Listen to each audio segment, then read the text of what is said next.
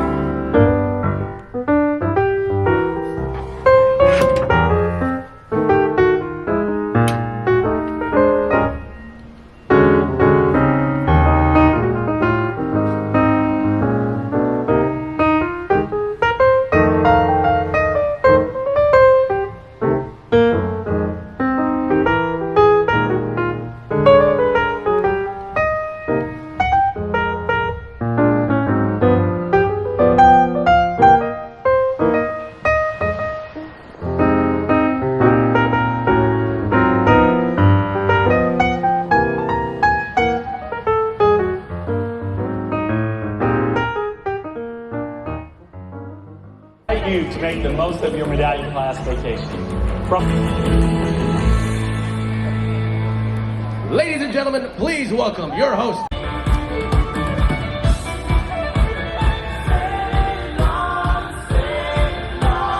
So there wasn't much to vlog on day one, but our dinner was fantastic. This was the cumin spiced short rib. Look how juicy and soft that was. One of the best dishes I've ever had on the ship. Bananas Foster was always on point. Cheesecake sadly isn't as good as what it used to be, but there it is. Good morning, folks. It is day 2 of the Alaska cruise. I've been up since 5 a.m. looking for whales. I've got my giant Sigma lens here and my monopod. Just got this in. Last few cruises I've done, I've had to lug this around. I had to carry it the whole time, so I didn't really have a is that a spout? Yeah, that's pretty much all I've been doing is watching for whales or anything. I'm just keeping my eye on the horizon and on the ocean. We did see two, well, I can't say we saw 2 breaches because we just saw the big splashes afterwards, so we just barely missed them. You know, you're like looking this way and you see something out of the corner of your eye. By the time you turn, the whale is gone. There isn't really much going on today. I mean, they have like quizzes and small games and all that around the ship, but I'd rather stay up on the top deck and just wait for whales. Now, the one disadvantage of going on these newer Royal class ships, on the old ones, if you can see the bridge over there, that little part sticking out right there, you would be able to actually go on top of the bridge, and at the bow there's like an area, I think like deck 7, deck 8, where you can go all the way to the front and have pretty much a 180 view. Here you're kind of limited to one side. Up here at the top they have the like those big new suites that they have, and in the front is the sanctuary, so you can't go there. And in the back of the ship over there, I mean, if you see something to the front, you're going to be too late. But I guess if you're in the back, whatever you catch that pops up over there, you'll see it. At least here you can run from side to side. I can run on the other side. We're just above the pool deck here. And yeah, just got to keep an eye open for everything and see what we can capture. Good evening, folks. We are at Bistro sur la mer. We've been here before on the last cruise aboard the Majestic Princess. We really enjoyed the dinner overall. Of course, a few things maybe weren't to our palates, but we came back. We're going to try a few things again, try some new items. We, of course, had to get the French baguette. We absolutely loved these last time. They look absolutely beautiful. Great color on them. Oh, nice and crispy too. Inside. The menu, I'm pretty sure everything is the same. There might be one or two items that are a little bit different, or maybe that are new as opposed to last time. Maybe they were replaced with something, I'm not quite sure. Formal night, but we're not very formal-ish, just dressed up enough to be out at dinner. And yeah, day 2 is pretty much over. We didn't do much today. We took like a 5-hour nap in the middle of the day. We saw 3 or 4 whales, but they were so far and they were jumping so fast that I could barely get one picture. But we are in Juneau tomorrow, so I'm sure we'll see plenty. Oh no, Ketchikan tomorrow, I'm sorry. So I'm sure we'll see plenty of eagles, and the following day in Juneau we are going whale watching, and next thing you know we'll be back home. But let's hope for a great rest of the cruise.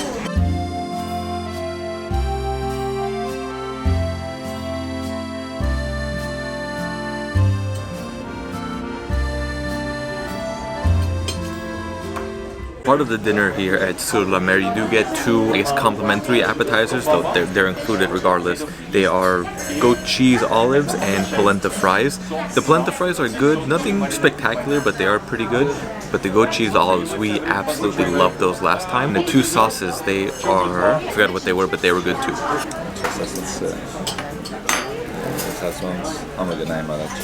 The polenta fries taste better this time. They're more crispy, maybe they're fresher, but a little more dense on the middle, not as light, but I like it that way.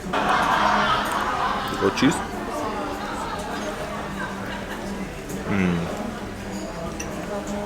These are good.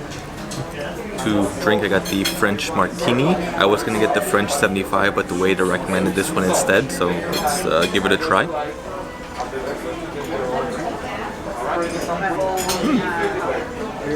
It's a little bit bitter, almost tastes like a sharper Cosmopolitan, but not.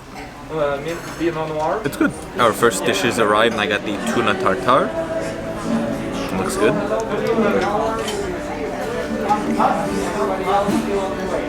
Can't go wrong with it, but it's fresh, it's citrusy. There's some avocado in there, pretty good. Last time I got the escargot, which they did mention is a little bit different than what you might find in the dining room, as opposed to being in like a garlic butter sauce. It's actually deep fried in a batter. I really enjoyed it. My dad got it this time. Main courses have arrived. I got the veal shank. Go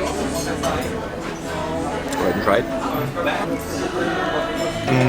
That's really soft meat. That's super tender. Sauce is actually really light, so the flavor isn't coming through that much, but the meat flavor is so good. It's not really gamey. I know veal, I guess depending on how you cook it or prepare it, it might get more gamey, less gamey. This is kind of tasting more on the beef side than gamey side. It's really good flavor. And time for dessert. This is the flotan something. It's like a citrusy lemon dessert. Yeah, it's just a plain meringue in the sauce. Not too sweet. The meringue is actually really light. As for our other dishes, we got the filet mignon, the snapper, and for dessert, the baba rome and Mont Blanc. The Mont Blanc was my favorite dessert last time, and we got that again. It's so good.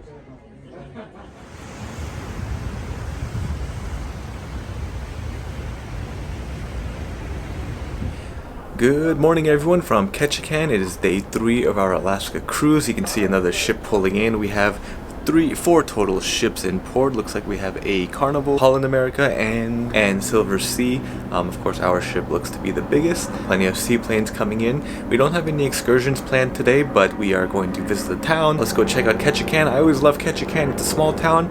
This is actually the first time we've been here and it's not raining. Every time we visited Ketchikan in the past, it's always been rainy, foggy, cloudy, which I love. I think it's a perfect setting and aesthetic for this town. It's actually kind of warm. I'm bundled up and I might have to take off a few layers, but excited for to be back in Ketchikan, and let's see what the town has to offer after all these years of being gone.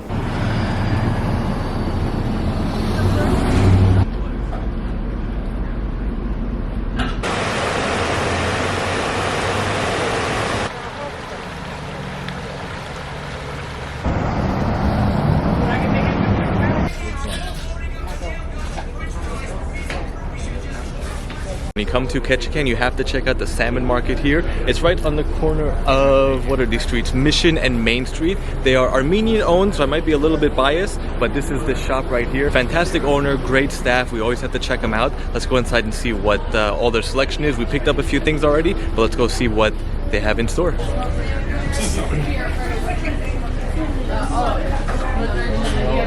Hey, how are you today? How are you? Always good, always good.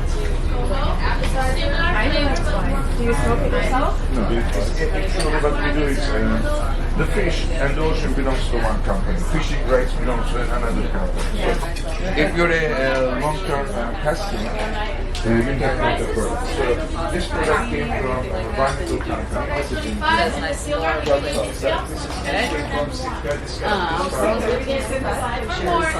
they're very nice people. So it's processing. Boxes are going to be more commercial, gift boxes kind of thing. For instance, if you have like... There's very few roads, so everybody gets around in water world in the inside passage here by boat.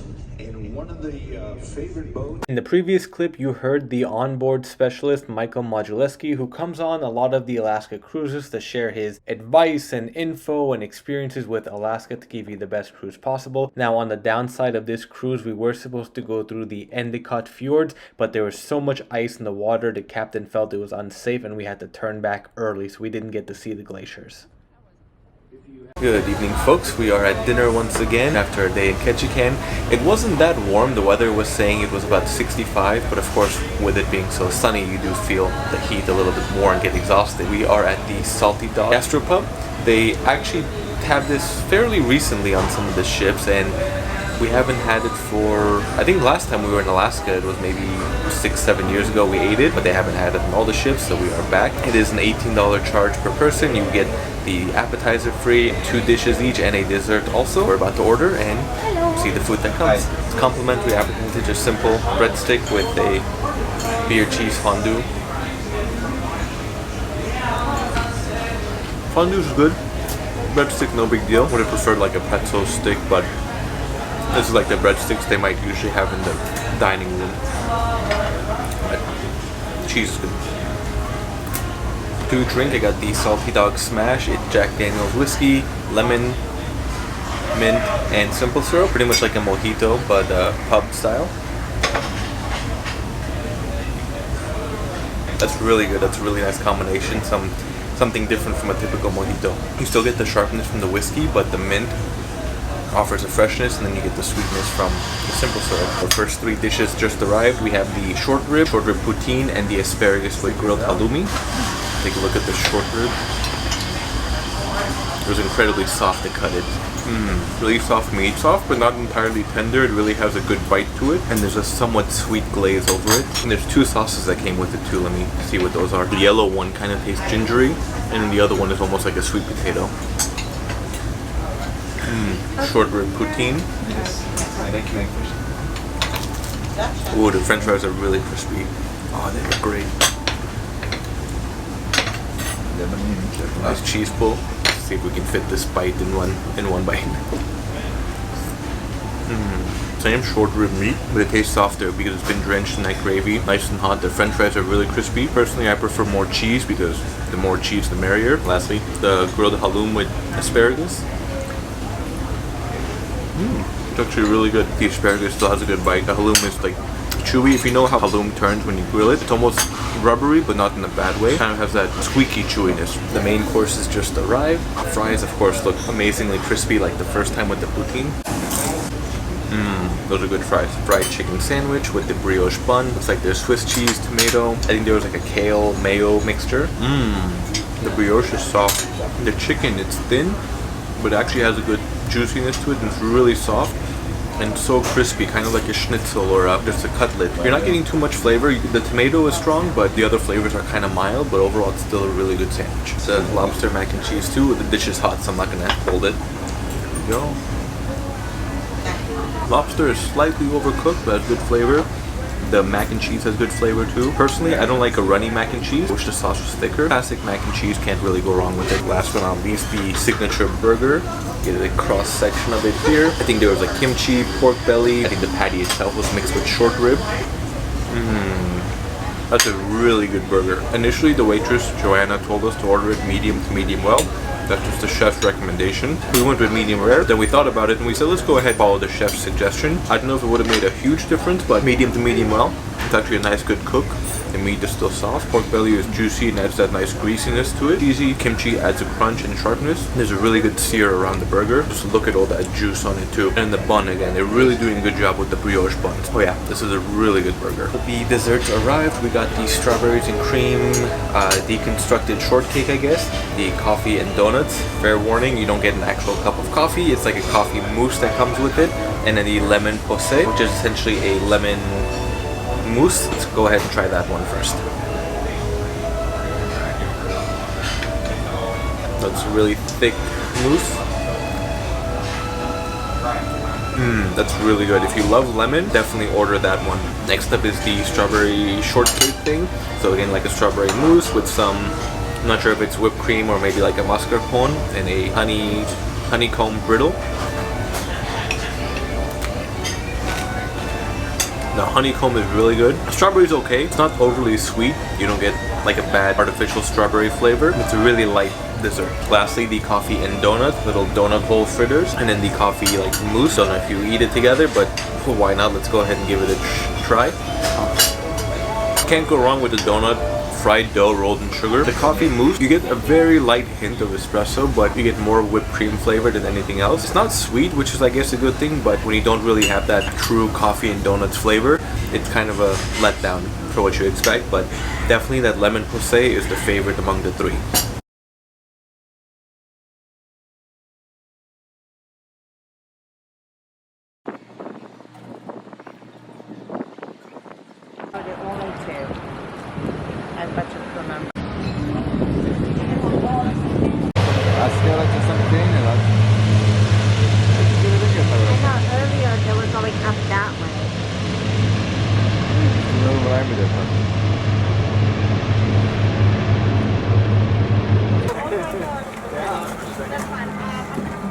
I've got where we're at.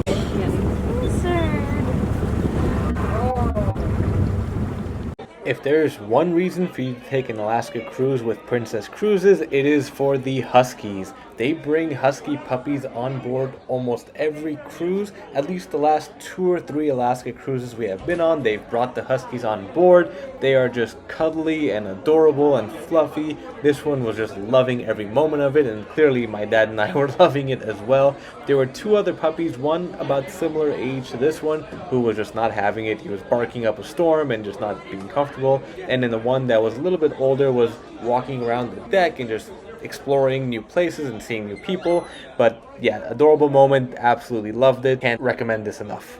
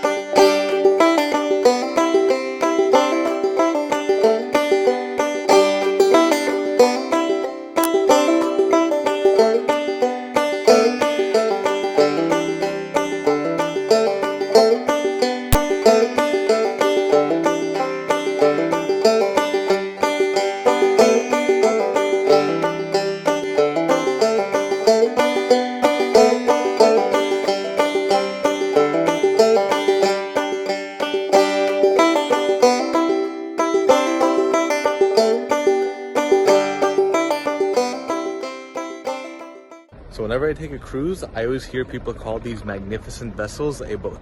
This is a ship, not a boat. What you see over there are the boats, not the ship that we're sailing on.